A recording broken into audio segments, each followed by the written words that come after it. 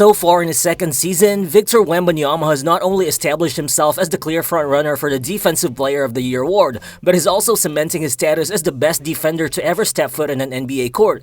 Once again, Wemby is averaging a league-leading 3.9 blocks per game, and as of the making of this video, Wembanyama has recorded a total of 110 blocks, which is 41 more than what second placer Walker Kessler has produced. But what's even more eye-opening is that after Wembanyama's block total during his rookie year accounted for a whopping 1.4% of the NBA's total shot blocking output, this year, Wemby's block total is accounting for an even greater 2.5% of the NBA's total blocks, which is totally absurd. If Wembanyama keeps the same pace until the end of the season, he projects to finish his second season with at least 272 total blocks, which would be the most blocks by any player in a season since Marcus Camby recorded 285 total blocks back in 2008. The only difference is, that season, Marcus Camby only averaged 9 points per game. Wembanyama, though, is currently averaging a whopping 25.6 points per contest, and is doing that as the San Antonio Spurs primary option, who also carries the fourth highest usage rate in the entire NBA. Well, for sure, Wembanyama's offensive game still isn't as polished as his defense, but as of late, we're actually starting to see just how scary he can become as a scorer. This season, Wembanyama is one of only 4 players to score at least 40 points on 3 or more occasions. The other 3 players are Giannis, Nikola Jokic, and SGA, who happen to be the top 3 contenders for the MVP award so far. Wembanyama is also putting it all together on the offensive end at such an alarming pace for the rest of the league as the season goes on, as since the beginning of December, Wembanyama has upped his scoring average to 28.5 points per game, which is the 5th highest scoring mark in the league within that span of time. The only players averaging more points than him since December 1st are again the top 3 MVP contenders, Shai, Jokic, and Giannis, and super scorer Kevin Durant. Well, sure, a lot of critics have expressed doubts about Wembanyama's offensive growth after he produced underwhelming percentages to start his second season, but so far, Wembanyama has still increased his 2-point percentage by 6%, his 3-point percentage by 3.4%, and his effective field goal percentage by 4.8% compared to his rookie year. So what's good everyone, it's Real Balls here, and in this video, let's dive into how Victor Wembanyama is actually taking that massive scoring leap and how this actually changes things for the rest of the NBA. So let's get to it.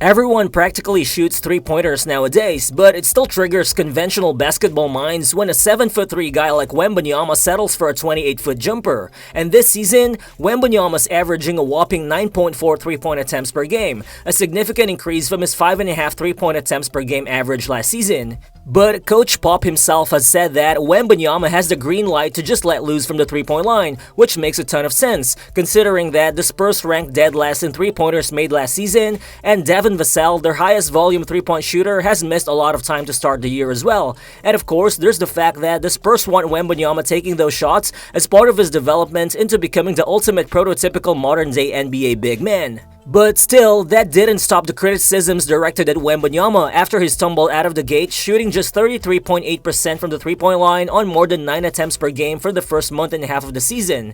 Though after that, Wembanyama seems to have flipped the switch with his outside shot, as since December 1st, Wembanyama's 3-point percentage has skyrocketed to an above-league average 37.9% on pretty much the same volume as before. Well, obviously, a lot of the improvement in his outside shooting has got to do with Wembanyama just straight up becoming more comfortable with the added shooting reps he's getting. But a lot of this is also because of the Spurs increasingly trying to create easy looks for him off the catch by running some flare screens, decoy actions, and some handoff actions with the intent of giving Wemby open looks from the 3-point line.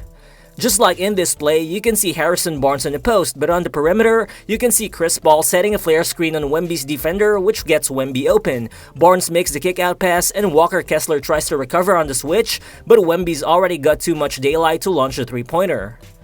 This time, you can see Wemby operating against Donovan Clingan on the elbows. He makes the handoff to Keldon Johnson, which forces Clingan in a slight drop, and Wemby takes advantage of the confusion by popping out to the 3-point line. Right here, Clingan is already too late to recover, as Wemby's got at least 10 feet of separation as he drains the outside shot.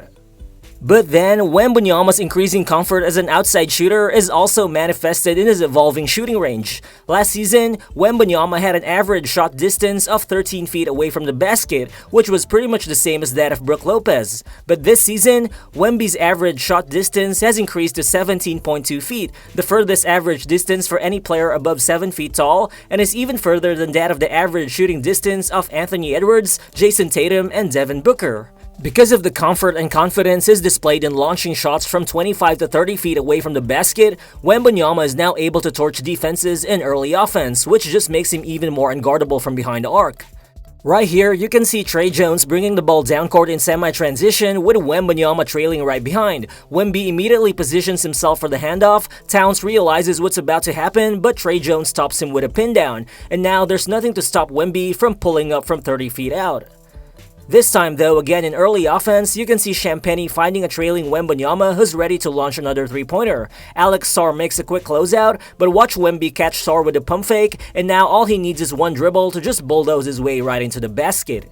As the season goes on, Wembanyama has used his gravity from the three-point line to manufacture those kinds of driving possessions, which has allowed him to take his game closer to the basket with much greater consistency than before. As since December 1st, Wembanyama has attempted 7.9 shots per game inside the painted area, up from just 6.4 shots per game in the paint during the first month and a half of the season, with his overall percentage of two-point shot attempts also jumping to 53.5% since December 1st, up from just 47% during the first month and a half of the season.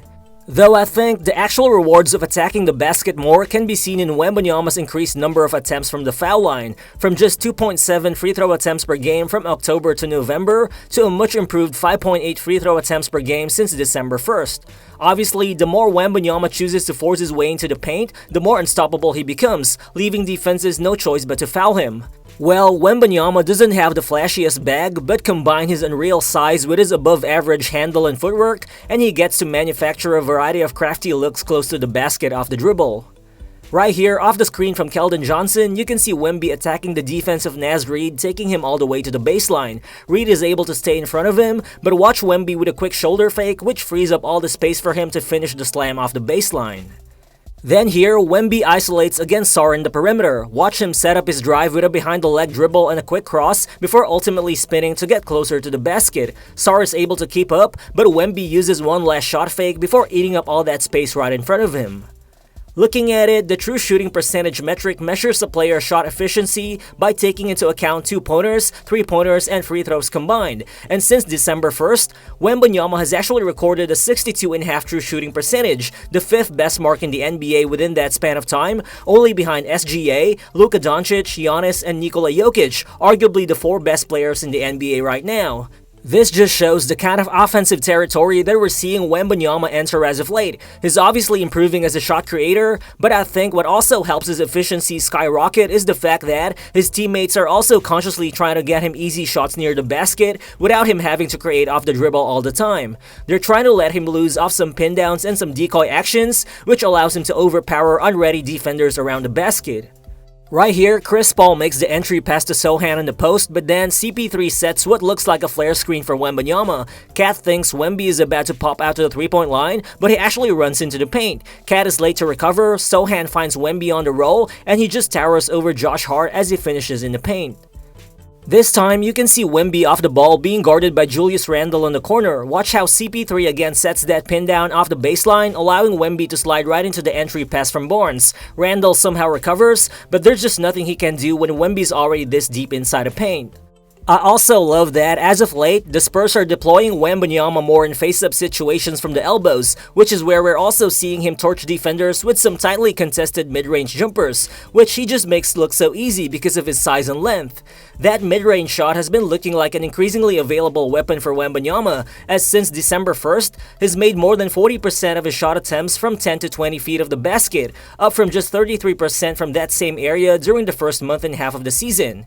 And for San Antonio, the good thing is, Wembanyama developing that mid-range shot allows him to operate more from the center of the floor with shooters and cutters all around him, which just opens up his above-average playmaking even more. Right here, you can see CP3 feeding Wemby on the post, McDaniels is guarding him, Naz Reid is ready to provide help anytime, while Jeremy Sohan's presence pulls Conley into the paint, leaving Keldon Johnson open on the corner. Wemby recognizes this, so he fakes a jumper to pull the defense further in, before he actually makes the pass to Johnson, who drains the wide open three-pointer. Then right here, the Spurs run a delay action that starts with Castle setting the high ball screen for Chris Paul. Now even before the ball gets to Wemby's hands on the block, he already sees Castle slipping past his defender, so Wemby sets him up with a quick precise bounce pass for the easy finish at the basket. Wembanyama is already an above-average passer, especially for a big man, and if the Spurs continue deploying him in these situations where he can operate as a playmaking hub, his assist numbers should just definitely skyrocket even more. And it is encouraging that since December 1st, Wemby has registered a 24.5 assist ratio, which is just a tenth of a percentage point below Domantas Sabonis' assist ratio within that span of time. And that actually says a lot, considering Sabonis might currently be the best passing big man in the league next to Nikola Jokic. Overall, even the advanced metrics this season back up how Wembanyama's offense is starting to complement his already elite defense. The estimated plus-minus metric is one of the most widely used advanced tools to determine the player's overall contributions to his team per 100 possessions, while giving equal weight to both offense and defense. And currently, Wembanyama's 5.0 estimated plus-minus rating is the 6th best in the NBA, only behind Nikola Jokic, SGA, Luka Doncic, Jason Tatum, and Giannis Antetoukounmpo, who happen to be the top 5 MVP candidates after the first quarter of the season. So basically, what we're seeing here from Wembanyama in his second year is him compressing his own developmental curve such that it seems only a matter of time until he crashes the NBA's topmost elite tier. Last season, his defensive advancements during the first quarter plus of his rookie year had him transforming from being an overmatched power forward to becoming the best defender in the NBA. And right now, Wemby's mirroring that same kind of growth, but this time on the offensive end of the floor, making his transformation from a developmental scorer into a certified dominant offensive weapon who has the potential to destroy the entire NBA in no time.